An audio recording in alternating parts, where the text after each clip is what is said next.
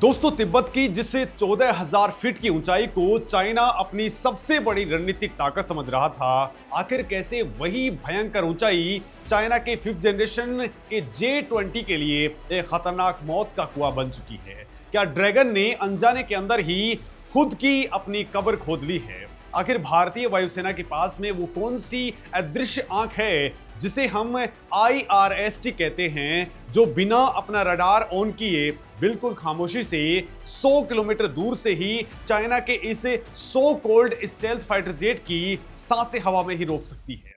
क्या राफेल का साइलेंट किल J-20 का सबसे बड़ा काल बनने वाला है? क्या चाइना का माइटी ड्रैगन पूरी दुनिया के सामने सिर्फ एक अरबों डॉलर का धोखा है? कॉकपिट के ठीक नीचे लगे वो दो छोटे पंख जिन्हें कर्नाड्स कहा जाता है और जिन्हें चाइना अपनी सबसे बड़ी एरोडायनेमिक ताकत मानता है, आखिर कैसे वही पंख J-20 के रडार के छिपने के तिलिस्म की सबसे बड़ी मौत की वजह बन गए हैं?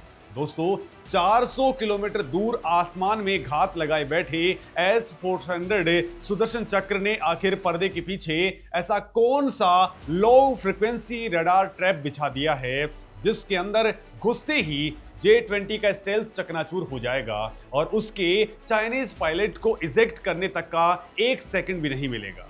दोस्तों, हिमालय की जमा देने वाली -30 डिग्री की भयंकर ठंड के अंदर J-20 के भारी भरकम इंजन से उगलती हुई आग कैसे भारतीय सेंसर्स के लिए एक चमकते हुए टारगेट के अंदर बदल जाती है? क्या चाइना के पास में इस थर्मल डेथ ट्रैप से बचने का कोई भी रास्ता बचा है या फिर गेम हमेशा के लिए खत्म हो चुका है? और दोस्तों, सबसे बड़ा सवाल, क्या होगा अगर भारतीय वायुसेना आसमान में डॉग फाइट करे ही नहीं? क्या भारत ने ब्रह्मोस और प्रलय मिसाइलों से एक ऐसा खौफनाक ग्राउंड जीरो प्लान तैयार कर लिया है जो J-20 ड्रैगन को हवा में ही उड़ने से पहले ही तिब्बत के रनवे पर राख के ढेर में बदल देगा? दोस्तों, सैटेलाइट इमेजनरी से हुए उस भयंकर खुलासे के बाद में आखिर ऐसा क्या हुआ है जिसे चाइनीज वायुसेना दुनिया से छिपा रही है? क्या होटान और सिगास्से बेस के ऊपर J-20 की तैनाती सिर्फ एक खोखली मनोवैज्ञानिक चाल है या फिर चाइना को भारत के उस सीक्रेट मल्टी लेयर्ड ग्रिड की भनक लग चुकी है जो सेकंड्स के अंदर ड्रैगन के परखच्चे उड़ाने के लिए पूरी तरह से तैयार है? नमस्कार दोस्तों, मेरा नाम है मुकेश और आज हम किसी प्रोपेगेंडा से दूर एक बहुत ही डीप एंड इन्वेस्टिगेटिव एनालिसिस करेंगे और आपको वो सच बताएंगे जो चाइना का ग्लोबल मीडिया कभी भी बाहर नहीं आने देना चाहता है। दोस्तों, जुलाई 2026 की हालिया सैटेलाइट इमेजरी ने पूरी दुनिया के डिफेंस एक्सपर्ट्स को चौंका करके रख दिया। तस्वीरों के अंदर साफ दिख रहा है कि पीपुल्स लिबरेशन आर्मी एयरफोर्स यानी कि PLAF ने तिब्बत और शिनजियांग क्षेत्र के अंदर भारत की सीमा के बेहद करीब होटान, गार, गुनसा, सिगास्ते और दमक सुंग जैसे उच्च ऊंचाई वाले एयरबेसेस के ऊपर अपने सबसे advance Chengdu J-20 stealth fighter jets की तैनाती अचानक से बढ़ा दी है। दोस्तों, कम से कम 1 दर्जन से ज्यादा J-20 इन फॉरवर्ड बेसेस के ऊपर स्पॉट किए गए हैं। चाइना इसे माइटी ड्रैगन कहते हैं। कागजों पर दोस्तों ये एक खतरनाक फिफ्थ जनरेशन कॉम्बैट एयरक्राफ्ट है जिसे डीप स्ट्राइक मिशंस और हवा के अंदर एक छत्र राज कायम करने के लिए बनाया गया है। इसके अंदर इंटरनल वेपन कैरेज है, रडार को चकमा देने वाला स्टेल्थ शेप है और एक बहुत लंबी ऑपरेशनल रेंज है। चाइना का मकसद बिल्कुल साफ है, वो LAC के ऊपर साइकोलॉजिकल और सामरिक दबाव बनाना चाहता है। वो दिखाना चाहता है कि उसका एयर पावर भारत से कहीं आगे है।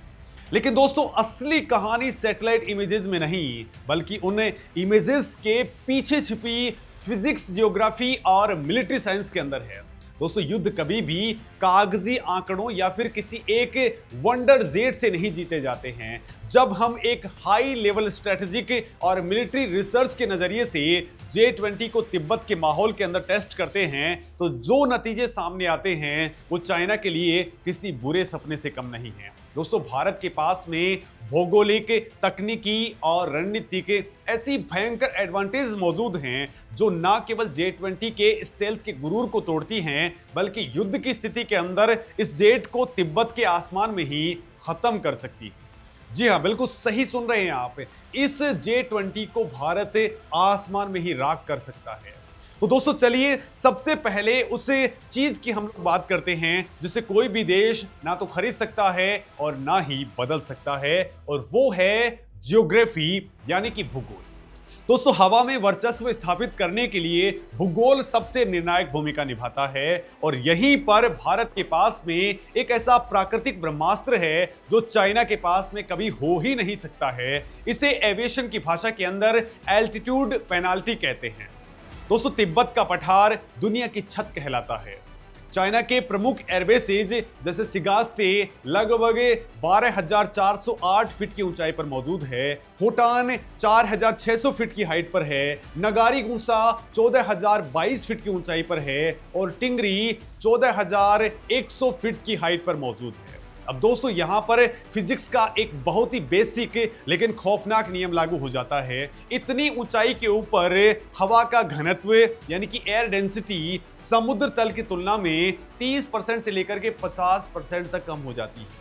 हवा बहुत पतली हो जाती है। जब हवा पतली होती है तो किसी भी फाइटर जेट के इंजनों को जलने के लिए पर्याप्त ऑक्सीजन नहीं मिलती है, और इसका सीधा नतीजा ये होता है कि जेट के इंजन का थ्रस्ट यानी उसे आगे धकेलने की ताकत 50% तक गिर जाती है। सिर्फ इंजन ही नहीं बल्कि जेट के विंग्स को हवा के अंदर उठने के लिए जो लिफ्ट चाहिए होता है वो भी पतली हवा के कारण बहुत ही कम हो जाता है। इसका सीधा और खौफनाक परिणाम ये होता है कि J-20 जैसा भारी भरकम फाइटर जेट तिब्बत के इन एयरबेसेस से अपनी पूरी कैपेसिटी के साथ में कभी उड़ान भर ही नहीं सकता है। उसे टेक ऑफ करने के लिए अपने पेलोड्स यानी कि मिसाइलों और बमों को भारी मात्रा में कम करना पड़ेगा। उसे अपनी इंटरनल फ्यूल के अंदर भी कमी करनी पड़ेगी। दोस्तों भले ही चाइना ने इन बेसिस के ऊपर 5,000 मीटर लंबे चौड़े रनवेज बना लिए हों, लेकिन वो फिजिक्स के इन मूल नियमों को नहीं बदल सकता है। दोस्तों एक J-20 फाइटर जेट जो आधे अधूरे हथियारों और कम ईंधन के साथ में हाँफते हुए टेक ऑफ करेगा तो वह अपनी रेंज और मारक क्षमता दोनों के अंदर ही भारी समझौता कर चुका होता है। अब दोस्तों तस्वीर का दूसरा पहलू देखिए। भारत की अजय ताकत जो निचले मैदानी इलाकों के अंदर छिपी हुई है। भारतीय वायुसेना यानी कि IAF के प्रमुख फॉरवर्ड एयरबेसेज जैसे कि पश्चिम बंगाल का हासिमारा, असम का तेजपुर, झाबुआ, डिब्रूगढ़ और उत्तर भारत के अंदर बरेली और अंबाला बहुत कम हाइट के ऊपर मौजूद हैं। ये लगभग समुद्री तल के बराबर है। दोस्तों इसका मतलब यह है कि भारतीय वायुसेना के पास में डेजोल्ट, राफेल और सुखोई 30 MKI जैसे फाइटर जेट्स को टेक ऑफ के वक्त में हवा का 100% डेंसिटी मिल जाता है। भारतीय जेट्स अपने इंजनों की पूरी कैपेसिटी के साथ में 100% फ्यूल और मैक्सिमम वेपनरी के साथ में उड़ान भर सकते हैं। सोचिए दोस्तों जब तिब्बत से J-20 आधे अधूरे हथियारों के साथ में संघर्ष करते हुए हाँफते हुए टेक ऑफ करेगा, तब भारत का राफेल लंबी दूरी की हवा से हवा में मार करने वाली दुनिया की सबसे घातक मेट्योर मिसाइलों और फुल फ्यूल टैंक के साथ में पूरी आक्रामकता के साथ में हिमालय की चोटियों के पार उस J-20 का इंतजार कर रहा होगा। दोस्तों राफेल के पास में लिफ्ट है, थ्रस्ट है और फुल आर्सेनल मौजूद है। ये जियोग्राफिकल एडवांटेज भारत की सबसे पहली और सबसे अचूक मारक क्षमता है जिसे कोई भी चाइनीज टेक्नोलॉजी बीट नहीं कर सकती है। और एक बात मैं यहां पे बताना चाहूंगा कि अक्सर कहा जाता है कि हिमालय भारत की रक्षा करता है, और ये रक्षा वास्तव में आज भी करता है। उस दौर में जब 5th जनरेशन और 6th जनरेशन के वेपन आ चुके हैं, तब हमारा ये जो पूरा का पूरा हिमालय है वो हमारी रक्षा करता है। और रक्षा कैसे करता है ये मैंने फिजिक्स के आधार पे आपको समझा दिया है। लेकिन दोस्तों कहानी सिर्फ भूगोल पर आधारित नहीं है, फिजिक्स पर आधारित नहीं है। जिस स्टेल्थ टेक्नोलॉजी का चाइना दुनिया भर के अंदर ढिंढोरा पीटता है, असल में उस J-20 के डिजाइन में ही इसकी मौत का राज भी छिपा हुआ है। दोस्तों चाइना J-20 को एक पूर्ण 5th जनरेशन स्टेल्थ जेट बताता है, लेकिन ग्लोबल एविएशन एक्सपर्ट्स ने इसके डिजाइन की धज्जियां उड़ा दी हैं। दोस्तों सबसे बड़ी इसकी खामी है इसका केनार्ड डिजाइन। दोस्तों कॉकपिट के ठीक पीछे मौजूद उन छोटे पंखों को देखिए जिन्हें केनार्ड्स कहा जाता है। J-20 बहुत भारी और बहुत बड़ा जेट है। उसे हवा के अंदर स्थिरता और मैन्यूवरेबिलिटी देने के लिए चाइना को मजबूरन ये कैनार्ड्स लगाने पड़े थे। लेकिन दोस्तों, स्टेल्थ टेक्नोलॉजी का पहला और सबसे बड़ा उसूल यही है कि विमान की सतह बिल्कुल चिकनी और बिना किसी उभरे हुए हिलने वाले हिस्से के होनी चाहिए, ताकि दुश्मन के रडार की तरंगे उससे टकरा करके वापस ना लौटे। दोस्तों, आप अमेरिका के F-22 रैप्टर और उनके F-35 को देख लीजिए, उसके अंदर कोई कैनार्ड्स नहीं है। जब J-20 हवा के अंदर डॉग फाइट करता है या कोई भी एग्रेसिव मनोवर करता है, तो उसके कैनार्ड्स, रडर्स और एलेवेंस को लगातार हिलना पड़ता है। जैसे ही हिस्से हिलते हैं, विमान का रडार क्रॉस सेक्शन यानी कि RCS अचानक से बहुत ज्यादा बढ़ जाता है। हवा के अंदर गोता लगाते ही या टर्न लेते ही J-20 का स्टेल्थ आवरण एक झटके के अंदर टूट जाता है। ये हिलते हुए हिस्से रडार रिफ्लेक्टर्स का काम करते हैं और ठीक उसी पल भारतीय रडार नेटवर्क को वो कीमती विंडो ऑफ अपॉर्चुनिटी मिल जाती है जिसके लिए वो बैठे हैं। दोस्तों, इसके बाद में आती है J-20 की दूसरी सबसे बड़ी कमजोरी, उसका विशाल थर्मल फुटप्रिंट यानी कि हीट सिग्नेचर। दोस्तों, रडार तरंगों से छिपना स्टेल्थ का सबसे तगड़ा हिस्सा होता है। आज के आधुनिक युद्ध के अंदर इंफ्रारेड यानी कि गर्मी से छिपना दूसरा और सबसे खतरनाक पहलू होता है। J-20 के पुराने वर्जन्स के अंदर WS-10 इंजन इस्तेमाल होते थे जो भयंकर गर्मी प्रोड्यूस करते थे। हालांकि दोस्तों, हाल ही के अंदर चाइना ने अपग्रेडेड WS-15 इंजन पेश किए हैं ताकि थ्रस्ट को बढ़ाया जा सके, लेकिन पब्लिक डोमेन के अंदर ऐसा कोई पुख्ता सबूत नहीं है जो ये साबित करे कि चाइना ने एडवांस इंफ्रारेड मास्किंग नोजल विकसित कर लिए हैं। दोस्तों, अमेरिका अपने जेट्स के अंदर हीट को छिपाने के लिए करोड़ों डॉलर की स्पेशल कोटिंग और नोजल डिजाइन का इस्तेमाल करता है जो चाइना के पास में अभी भी नहीं है। और दोस्तों, यही चाइना का सबसे बड़ा काल बनता है। दोस्तों, जब J-20 तिब्बत की -30 डिग्री या -40 डिग्री की भयंकर ठंडी हवाओं के बीच में उड़ान भरता है, तो उसके विशाल जुड़वा इंजनों से निकलने वाली अत्यधिक गर्मी भारतीय वायुसेना के हीट सीकिंग सेंसर्स के लिए एक चमकते हुए सूरज की तरह काम करती है। दोस्तों, ठंडे बैकग्राउंड के अंदर वो हीट सिग्नेचर इतनी दूर से चमकता है कि उससे छिपाना बिल्कुल इम्पॉसिबल होता है और यहीं पर भारत की वो सीक्रेट पावर एंट्री मारती है जिसका नाम है पैसिव डिटेक्शन। दोस्तों, इंडियन एयरफोर्स की स्ट्रैटेजी किसी एक 5th जनरेशन जेट के भरोसे नहीं है। भारत एक comprehensive network centric defence model अपनाता है। भारत जानता है कि अगर दुश्मन रडार से छिपने की कोशिश कर रहा है तो रडार का इस्तेमाल ही मत करो, इसके बजाय हीट का इस्तेमाल करो। भारतीय वायुसेना के सुखोई 30 MKI और डेजोल्ट राफेल जैसे अग्रिम पंक्ति के फाइटर जेट से दुनिया के सबसे बेहतरीन इंफ्रारेड सर्च एंड ट्रैक यानी कि IRST सिस्टम से लैस हैं। दोस्तों, सुखोई 30 MKI के अंदर घातक OLS-30 सिस्टम लगा हुआ है और राफेल के अंदर दुनिया का सबसे एडवांस ऑप्ट्रोनिक सेक्टूर फ्रंटल यानी OSF सिस्टम लगा हुआ है। अब दोस्तों, आप समझिए कि ये काम कैसे करते हैं। तो दोस्तों, IRST सिस्टम कोई रडार वेव बाहर नहीं भेजते हैं, वो बिल्कुल साइलेंट होते हैं। लिहाजा दुश्मन के J-20 को कभी पता ही नहीं चलता कि उसे कोई देख भी रहा है या फिर ट्रैक कर रहा है। ये सिस्टम सिर्फ हवा के अंदर मौजूद गर्मी को सोखते हैं और एनालाइज करते हैं कि राफेल का OSF बिना अपना रडार ऑन किए बिल्कुल खामोशी से 50 से लेकर के 100 किलोमीटर दूर से J-20 के इंजन्स की गर्मी को पकड़ लेता है।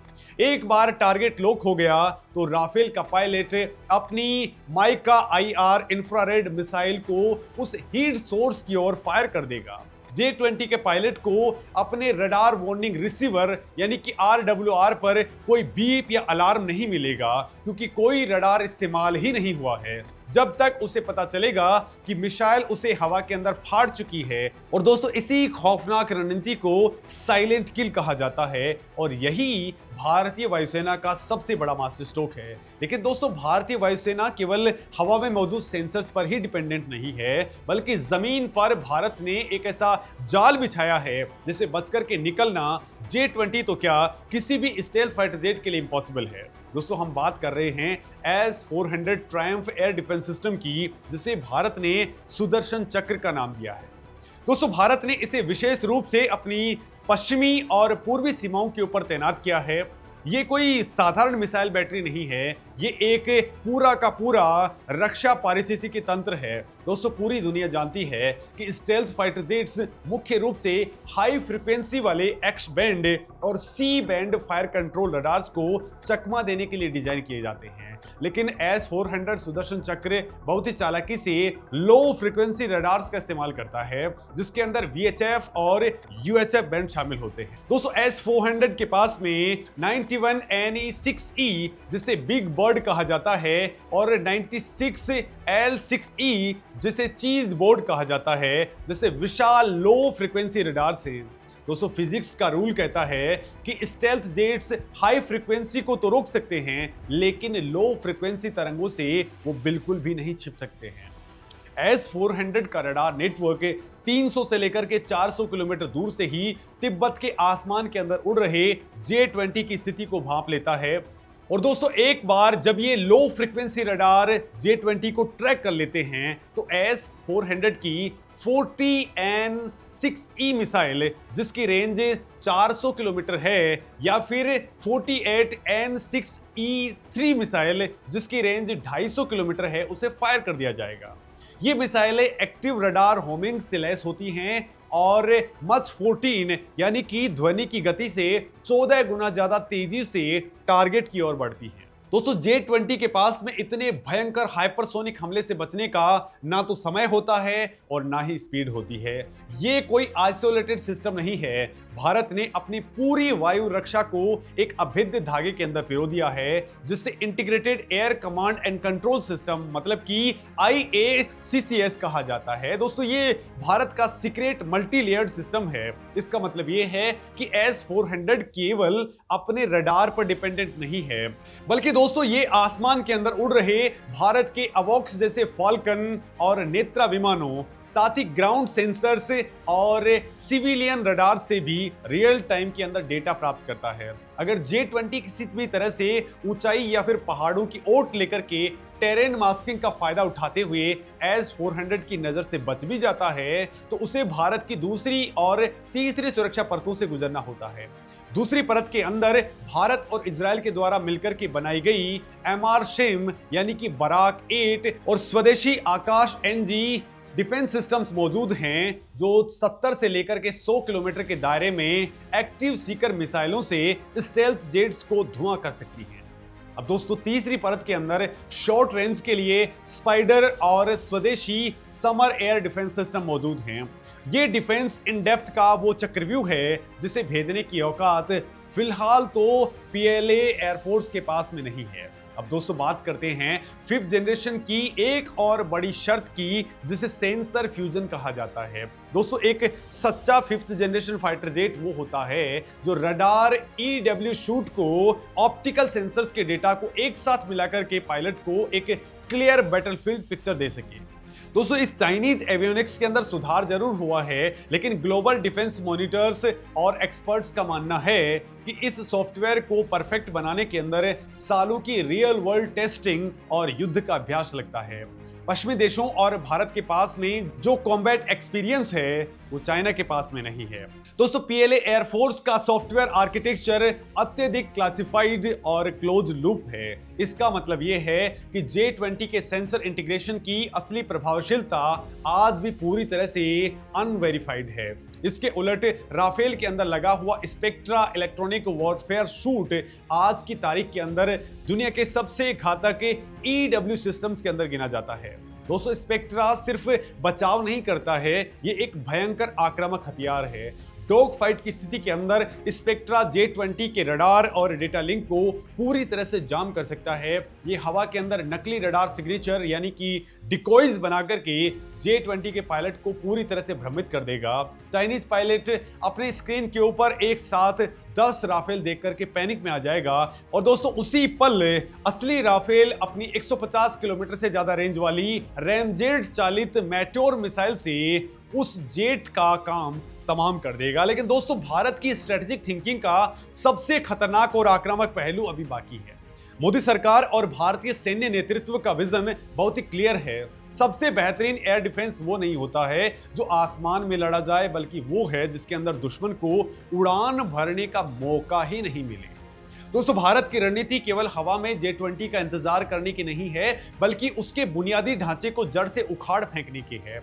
तिब्बत के अंदर PLA एयरफोर्स का लॉजिस्टिक बेस वैसे ही बहुत बड़ी चुनौती है।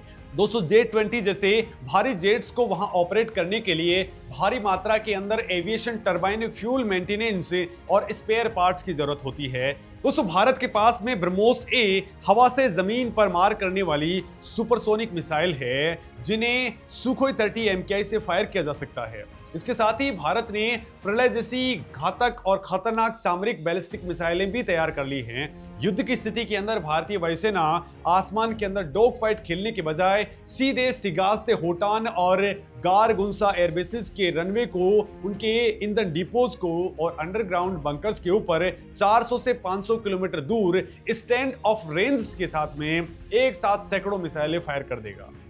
दोस्तों, ब्रह्मोस की काइनेटिक एनर्जी इतनी भयंकर होती है कि वो कंक्रीट के रनवे को गहरे गड्ढों के अंदर तब्दील कर देगी।